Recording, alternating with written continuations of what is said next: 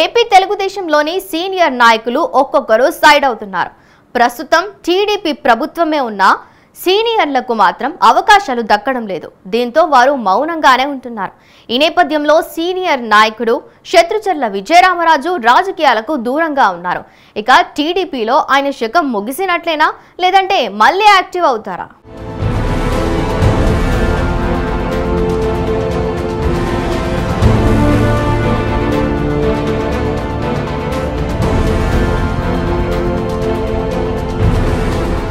ఏపీలో తెలుగుదేశం ఇప్పుడు కొత్త స్ట్రాటజీ తీసుకుంది.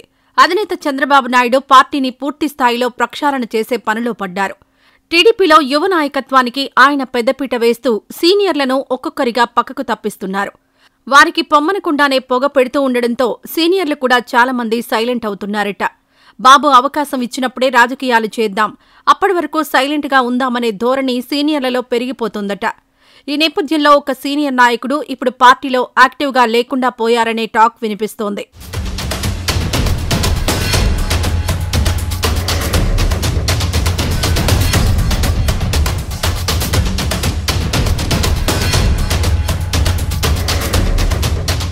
శత్రుచర్ల విజయరామరాజు ఉమ్మడి ఆంధ్రప్రదేశ్ రాజకీయాలలో ఒక వెలిగిన నేత. ఉమ్మడి ఆంధ్రప్రదేశ్లో ఆయన మంత్రిగా కూడా పనిచేశారు. ఉమ్మడి విజయనగరం జిల్లా రాజకీయాల్లో చక్రం తిప్పిన అతి కొద్ది మంది పొలిటీషియన్లలో శత్రుచర్ల ఒకరు. ఆయన కుటుంబం విజయనగరం జిల్లాపై చూపించిన ప్రభావం విస్మరించలేనిదని రాజకీయ విశ్లేషకులు అంటుంటారు. విజయరామరాజుతో పాటు ఆయన తమ్ముడు చంద్రశేఖర్ రాజు కూడా రాజకీయంగా రాణించారు. శత్రుచర్ల అన్నదమ్ములిద్దరూ ఎమ్మెల్యేలుగా గెలిచి అసెంబ్లీకి వెళ్లారు. ఉమ్మడి ఏపీలోనే వీరిద్దరూ ఎమ్మెల్యేలుగా పనిచేశారు.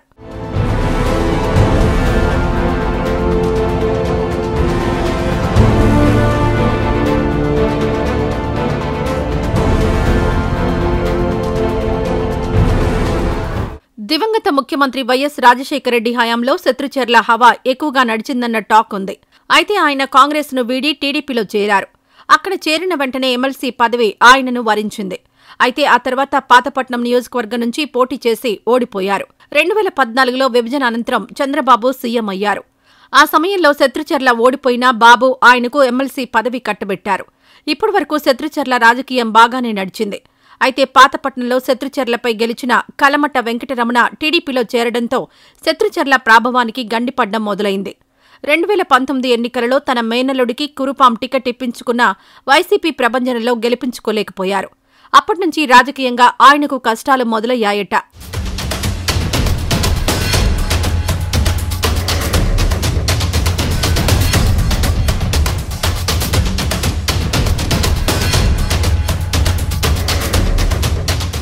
ఇక చంద్రశేఖర్ రాజు కుమార్తె పల్లవిని కురుపాం నుంచి టీడీపీ అభ్యర్థిగా చేయాలని విశ్వ ప్రయత్నాలు చేసినా చంద్రబాబు అసలు పట్టించుకోలేదనే టాక్ ఉంది.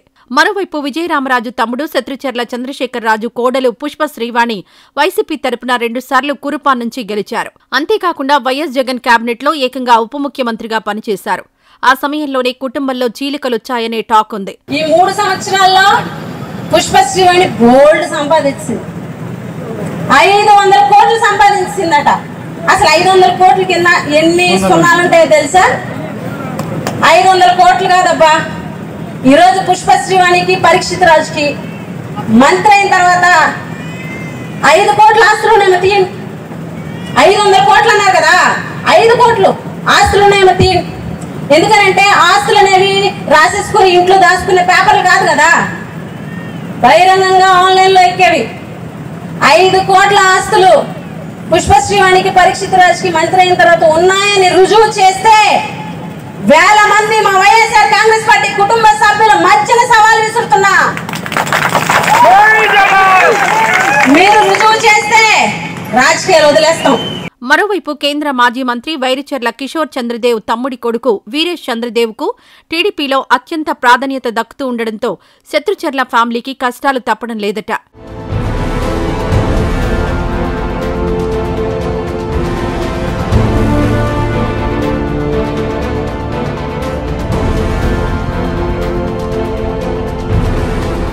విజయనగరం జిల్లాలో వీరేష్ చంద్రదేవ్ సిఫారసు మేరకు కురుపాం టీడీపీ టికెట్ తోయక జగదీశ్వరికి దక్కిందట. ఏమాత్రం అంచనాలు లేకుండానే కురుపాంలో జగదీశ్వరి టీడీపీ ఎమ్మెల్యేగా విజయం సాధించారు. మరోవైపు వీరేష్ చంద్రదేవ్కు టీడీపీ రాష్ట్ర కార్యదర్శి పదవి కూడా వరించింది. ఇలా విజయనగరం ఏజెన్సీ ప్రాంతంలో శత్రుచర్ల హవా పూర్తిగా తగ్గిపోయి వీరేష్ హవా పెరిగిందట.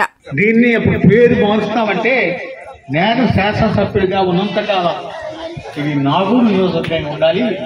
ఇంకొక పేరు మారుస్తే మేము అంగీకరిస్తే లేదని ఆ రోజు నేను సవాల్ చేశాను. అందుకే మరొకసారి నేను గుర్తు చేస్తున్నాను. శాసనసభ్యుడిగా ఎన్నికయ్యాను, అలాగే 3 సార్లు పార్లమెంట్ సభ్యుడిగా ఎన్నికయ్యాను. ఈవేళ నేను శాసన మండలి సభ్యుడిగా ఉన్నాను. దాదాపు 10 సంవత్సరాలు సుదీర్ఘమైన 10 సంవత్సరాలు అంటే ఏదో తక్కువ అనుకుంటే 10 సంవత్సరాలంటే చాలా సుదీర్ఘమైన ప్రయాణం. మీరు చాలా చాలా చాలా ప్రతిభావంతులు, జ్ఞానవంతులు. ఈవేళ తాజా రాజకీయ పరిస్థితిని ఆవలింపు చేసుకున్నటువంటి వాళ్ళు మీకు రాజకీయాలు చెప్పడం కానీ, మీ ముందు రాజకీయాలు కూడా మాట్లాడడం కానీ నాకు చాలా చిన్న విషయం కనిపిస్తుంది. ఎందుకంటే మీ ముందు హనుమంతుల ముందు కుక్తివంతుల. ఒకప్పుడు కాంగ్రెస్ మంత్రిగా పనిచేసిన శత్రుచర్ల విజయరామరాజుకు టీడీపీలోకి వచ్చిన తర్వాత కూడా అదే రకమైన ప్రాధాన్యత లభించింది. శత్రుచర్ల ఫ్యామిలీ అంతా తామై విజయనగరం రాజకీయాలను శాసించారు. కానీ ఇప్పుడు శత్రుచర్ల టీడీపీలో వెనుకబడిపోయారట. ఆయన మాట అసలు చెల్లుబాటయ్యే పరిస్థితులు కూడా లేవట. దీంతో చంద్రబాబు కూడా ఆయనను పక్కన పెట్టినట్లు తెలిసింది. టీడీపీలోనే కాకుండా రాజకీయంగా శత్రుచర్ల శకం ముగిసిందని, ఇకపై ఆయన రాజకీయాలకు గుడ్ బై చెప్పక తప్పదనే టాక్ వినిపిస్తోంది. మరి ఈ విషయంలో శత్రుచర్ల ఎలాంటి నిర్ణయం తీసుకుంటారో వేచి చూడాలి.